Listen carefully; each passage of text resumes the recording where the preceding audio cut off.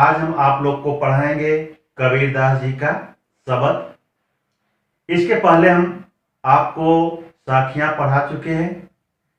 आपको यह भी बताए थे कबीर दास की मात्र एक रचना है जिसका नाम है बीजक, और बीजक के 3 भाग हैं, साखी, शब्द और रमैनी। तो साखियां इसके पहले हम आपको पढ़ा चुके हैं।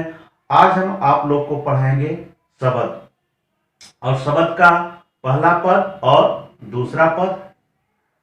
तो इस पहले पद में कबीरदास जी कह रहे हैं कि मनुष्य अज्ञानता के कारण ईश्वर को प्राप्त करने के लिए इधर से उधर भटकता है।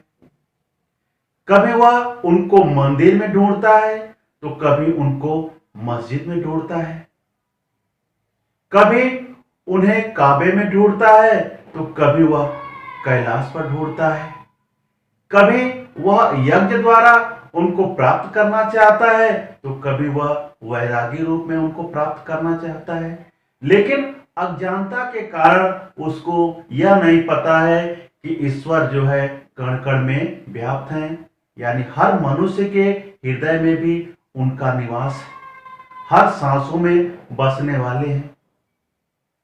तो कबीरदास जी कह रहे हैं, मोह को कहां ढूंढे बंदे, मैं तो तेरे पास में। कबीरदास जी कह रहे हैं कि ईश्वर कह रहे हैं कि हे बंदे, यानी बंदे अपने भक्त से कह रहे हैं, उस व्यक्ति से कह रहे हैं जो ईश्वर को ढूंढ रहा है। मोह को कहां ढूंढे बंदे, हे बंदे तुम मुझे कहां ढूंढ रहे हो, मैं तो तेरे पास में, मैं तो तुम्हारे पास में ही हूं, मैं तुम्हारे पास में ही हूं। लेकिन तुम्हें अज्ञानता के कारण मेरे रहस्य का पता नहीं है। ना मैं देवर, ना मैं मस्जिद, ना मैं किसी मंदिर में रहता हूं, ना ही मैं किसी मस्जिद में रहता हूं, ना काबे कैलाश में, ना ही मैं काबे में रहता हूं, ना ही कैलाश पे रहता हूं। काबे का मतलब होता है जो मुस्लिम धर्म का तीर्थ स्थान होता है, और कैलाश जो है हिंदू धर्म का तीर्थ स्थान। तो ईश्वर कह रहे हैं, ना तो मैं काबे में रहता हूं और ना ही मैं कैलाश पे रहता हूं, ना तो कौने क्रियाकर्म में, क्रियाकर्म यानी लोग ईश्वर को प्राप्त करने के लिए क्या करते हैं, यज्ञ भी करवाते हैं, क्रियाकर्म करते हैं कि ईश्वर को इसी प्रकार से हम प्राप्त कर सकते हैं। तो ईश्वर कह रहे हैं कि मैं किसी यज्ञ के द्वारा या किसी क्रियाकर्म के द्वारा मैं प्राप्त होने वाला नहीं हूं, ना ही योग वैराग में।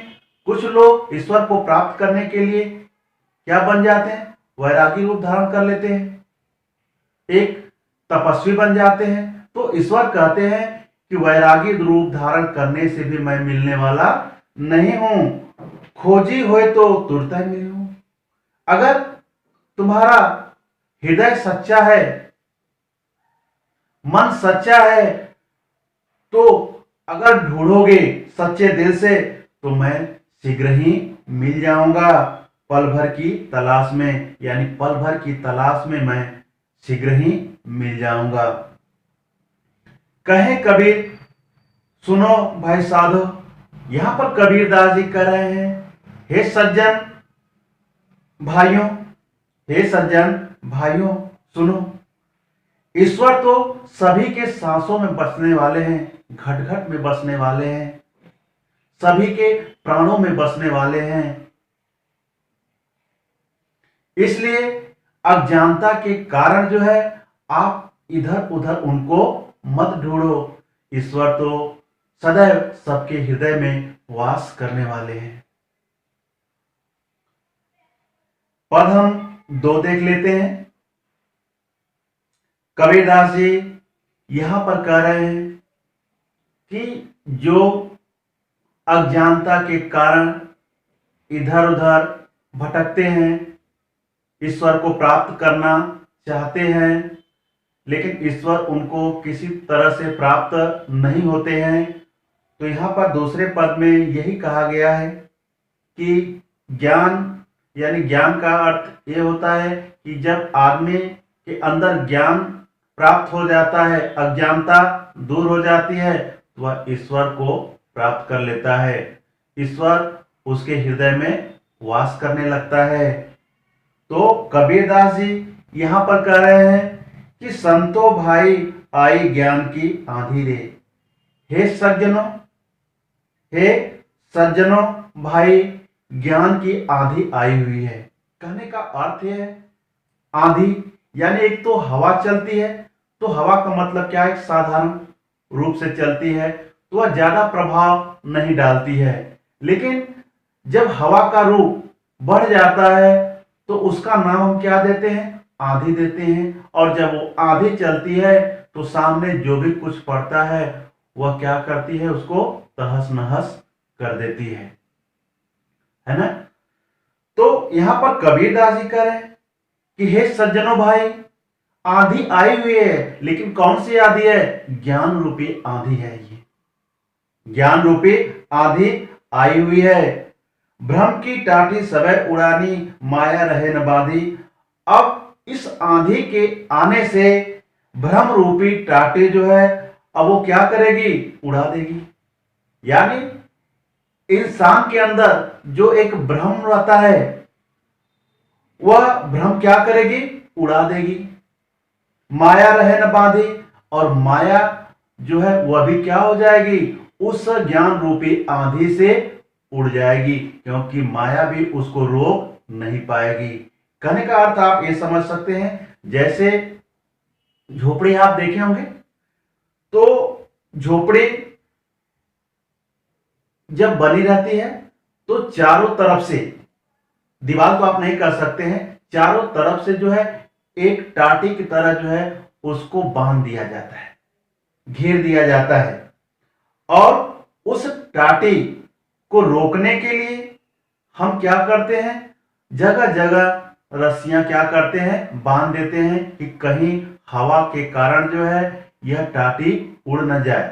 तो पूरी तरह से यानी व्यवस्थित रूप से जगह जगह से हम रस्सियां को क्या करते हैं, बांध देते हैं। तो कबीरदास जी यही कह रहे हैं कि जब ज्ञान रूपी आंधी आई है तो जो भ्रम की टाटी है, भ्रम रूपी टाटी है, वह क्या कर देगी, यानी उसको उड़ा देगी। माया रहे न बाधी, और जो माया रूपी रस्सी है वह भी क्या हो जाएगी, उससे टूट जाएगी। यानी व्यक्ति के अंदर जो माया का भाव है, माया से जो बंधा हुआ है पूरी तरह से, वह ज्ञान रूपी आंधी उसको क्या कर देगी, तोड़ देगी। यानी मनुष्य को जो माया होती है पूरी तरह से बांध के रखती है और उसको जो है यानी इस सांसारिक रूप से दूर जाने नहीं देती है। इसलिए मनुष्य पूरी तरह से इस सांसारिक जगत में बंधा होता है। लेकिन यहां पर वह ज्ञान रूपी आंधी जो है वह इस माया को क्या कर देगी, यानी दूर कर देगी।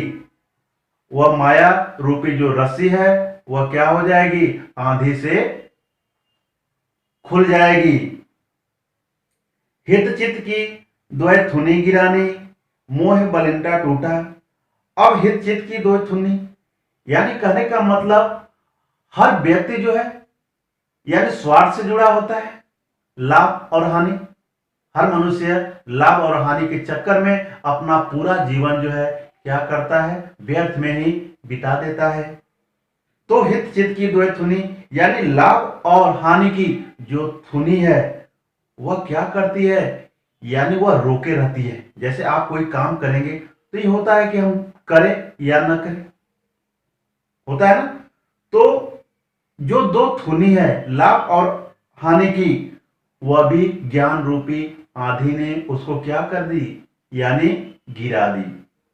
मोह बलिंडा टूटा, जो मोह रूपी बलिंडा है जिसके कारण हम पूरी तरह से रुके रहते हैं, यानी अपने जीवन में कुछ कर नहीं पाते हैं। मोह रूपी बलिंडा जैसे छप्पर होता है ना, तो छप्पर के बीचों बीच जो है एक बलिंडा रखा जाता है, यानी उस छप्पर को रोकने के लिए। अगर वह नहीं रखा जाएगा तो छप्पर टिक नहीं पाएगा। तो वही चीज मनुष्य के अंदर भी होता है, मोह रूपी बलिंटा। यानी मोह ऐसा होता है कि उस मोह को छोड़कर व्यक्ति जो है इस सांसारिक जगत से दूर नहीं जा पाता है। लेकिन ज्ञान रूपी आदि आने के कारण जो है वह मोह रूपी बलिंदा भी क्या हो गया, टूट गया। तृष्णा छाने पर घर ऊपर कुबज का भांडा फूटा। और तृष्णा रूपी यानी जो लालच रूपी छप्पर, हर मनुष्य के अंदर लालच की भावना होती है, आप लोग जानते हैं। तो तृष्णा रूपी जो छप्पर यानी जो छप्पर था पूरी तरह से, वह छप्पर तृष्णा रूपी छप्पर घर ऊपर, अब वही छप्पर जो है वह क्या हो गया, गिर गया। यानी वह छप्पर किसका था, वह लालच रूपी छप्पर था, वह ज्ञान रूपी आंधी से क्या हो गया, अब वो गिर गया। कुबत का भांडा फूटा, और उसमें जो कुबुद्धि का भांडा था, जो उसमें रहस्य छिपा हुआ था, जो बुरे विचार थे, वह क्या हो गए, फूट गए। यानी उसके आने से जब ये सब गिरने लगा तो क्या हो गया, उसमें सारे बर्तन जो झोपड़ी के अंदर है ना, जो सारे बर्तन थे वह क्या हो गए, टूट गए, फूट गए। तो कहने का अर्थ यह है कि जब वो ज्ञान रूपी आंधी चली तो शरीर के अंदर की जितनी भी बुराइयां थी, कुबुद्धियां थी, वह क्या हो गई, टूट गई। अब देखो, क्योंकि जब ये बर्तन फूटा, कहने का मतलब बर्तन फूटा यानी कहने का मतलब जो उसमें रखा हुआ बर्तन था, जब वह छप्पर गिरा तो छप्पर गिरने से क्या होता है, वह सब कुछ दिखाई देने लगा। तो हमारे अंदर का जो रहस्य है, जो हमारे अंदर की बुराई है, वह भी क्या हो गई, वो भी दूर हो गई। जोग जुगुत करि संतो बाधी निर्चो चुए न पाड़ी। अब युक्ति पूर्वक जो सज्जन लोग होते हैं, अब तो अच्छा कार्य ही करते हैं, सज्जन लोग बुरा कार्य तो करते नहीं है। तो सज्जन लोगों ने यानी युक्ति पूर्वक जो है, अब वो क्या माधी, यानी एक नए छप्पर का उन्होंने निर्माण किया। अब ऐसे छप्पर का निर्माण किया कि इसमें जो है अब यानी जो बुरे विचार है अब वो नहीं आएंगे। नीचे चुए न पाड़ी, यानी इस प्रकार से छप्पर का उन्होंने प्रयोग किया, बनाया कि इसमें एक बूंद भी पानी न आ पावे।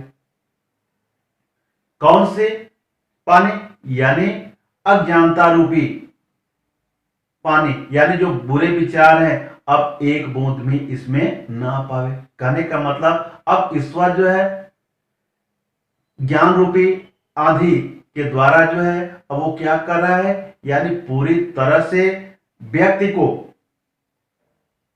एक अलग रूप से बना रहा है ना। कूड़ कपट काया का निक्सा, हर की गति जब जानी।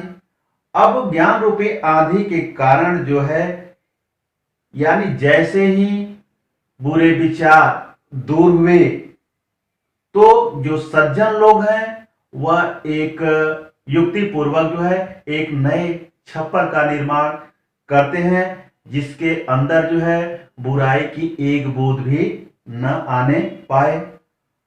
और कूड़ कपट काया का निक्सा, और हमारे शरीर की जितनी भी बुराइयां हैं वह क्या हो गई, निकल गई। तो कहने का मतलब झोपड़ी के अंदर जितने भी जो अचड़ा कचड़ा होते हैं तो क्या करते हैं लोग, उसको दूर कर देते हैं, हटा देते हैं वहां से। तो यहाँ पर भी जो मनुष्य के अंदर जो बुरे विचार थे वह क्या हो गए, ज्ञान रूपी आंधी से, यानी वह पूरी तरह से निकल गए। हर की गति जब जानी, जब ईश्वर की गति के रूप में यानी ईश्वर के प्रेम का जब पता चला, आंधी पीछे जो जल उठा, आंधी के पीछे वह आंधी कैसी थी, ज्ञान रूपी आंधी थी। अब उस ज्ञान रूपी आंधी के बाद जो है जल की बारिश होने लगी, और वो जल कैसा था, प्रेम रूपी जल था, प्रेम रूपी जल था, प्रेम हरिजन भीना। और उस प्रेम रूपी जल में जो ईश्वर के भक्त हैं वह पूरी तरह से क्या हो गए, भीन गए। यानी ईश्वरमय हो गए, एक तरह से कहा जाए तो पूरी तरह से उस प्रेम में भीग गए। किसके प्रेम में, ईश्वर के प्रेम में भीग गए। उनको ईश्वर के बारे में ज्ञान हो गया। कहे कबीर भान के प्रगटे उदित भया तब खीना। कबीर दास जी कह रहे हैं, जब ज्ञान रूपी सूर्य का उदय हुआ तो उस समय जो व्यक्ति के अंदर का अंधकार था, यानी अज्ञानता रूपी अंधकार था, वह पूरी तरह से क्या हो गया, दूर हो गया। तो कहने का अर्थ यह है, जब तक मनुष्य को ज्ञान नहीं था तो वह ईश्वर को इधर उधर क्या कर रहा था, ढूंढ रहा था।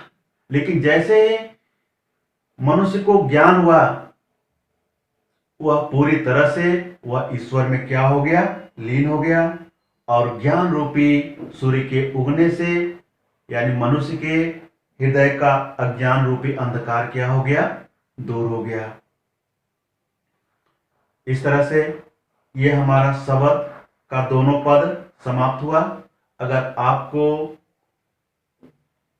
यह पद अच्छी तरह से समझ में आया हो तो आप लाइक, कमेंट और शेयर जरूर करिएगा। अभी तक हमारे चैनल को सब्सक्राइब नहीं किए हैं तो हमारे चैनल को सब्सक्राइब जरूर कर लीजिएगा।